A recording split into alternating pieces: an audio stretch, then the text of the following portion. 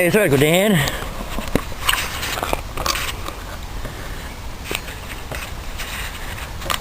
Yeah, so let's try to get this up here. There we go. So there's my project right here. It's the not so mini bike.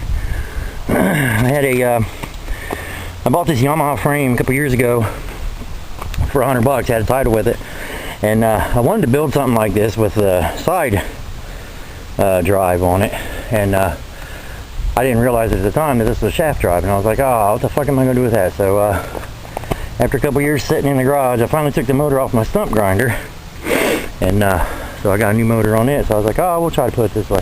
So I actually cut a piece out of the old motor block that had the CB joint, whatever, in it right there, the universal knuckle.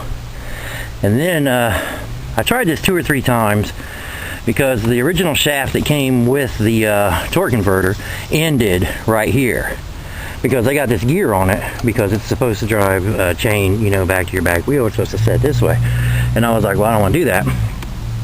And so I found an old I had an old secondary drive off of an old Comet years ago, and it just happened to be a different style, but it was actually longer. It set out here about a 1/2 inch or 3/4 of an inch, and it was threaded.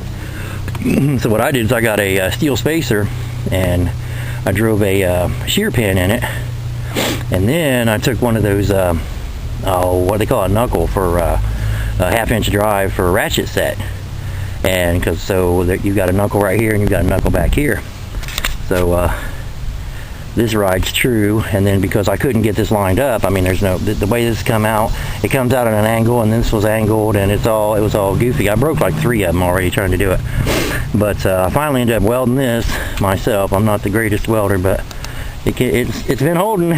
So I'm really happy with that. And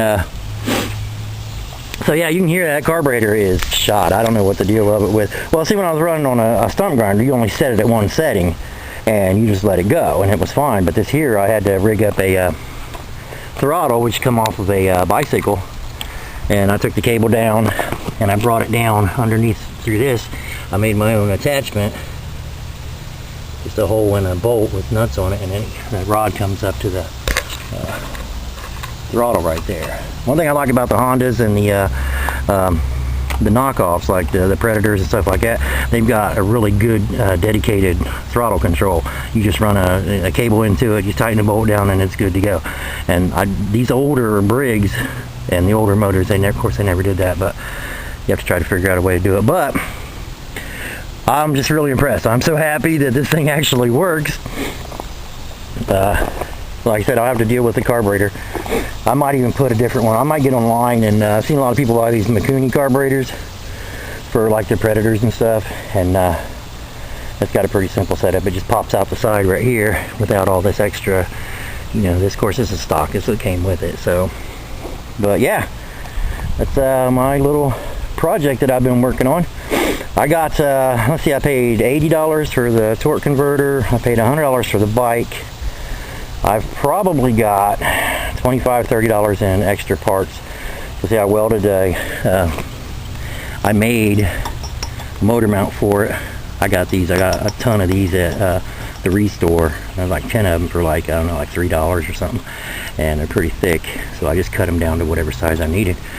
And like I said, I cut this piece out of the motor that was on the bike, because the bike was stripped down when I got it. It just had the block on it. There was no extra nothing, because the guy had stripped it down and sold it online, and then he was selling the bike.